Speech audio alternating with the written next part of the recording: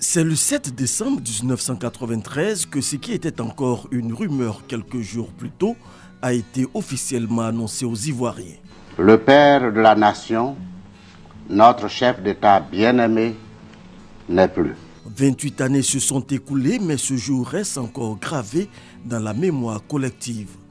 J'étais allé en consultation, c'est là-bas que le médecin est sorti, il a dit, il a balancé ça comme ça, que c'est officiel, hein, le président est décédé.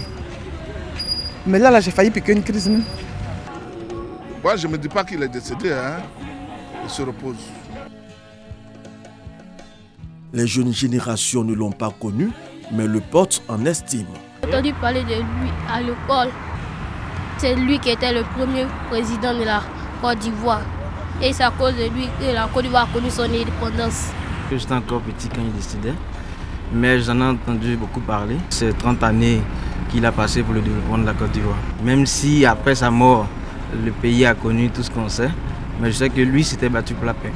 La bataille de la paix, il y était attaché et était prêt à hausser le ton pour se faire entendre. Vous voulez que nous soyons un peuple diminué, un pays diminué, que nous n'avons plus le droit de prendre des positions nettes favorables à la paix? Vous voulez que nous soyons une sorte de robot pour voter des motions et des motions? Ah non, ah non, non. Félix Houphouët-Boigny savait aussi manier la carotte et le bâton. Clovis Sewa, journaliste et syndicaliste, s'en souvient. Le syndicat à l'époque se considérait comme l'opposition. On nous a fait envoyer dans l'armée à Séguéla, c'est une formation aussi. Hein.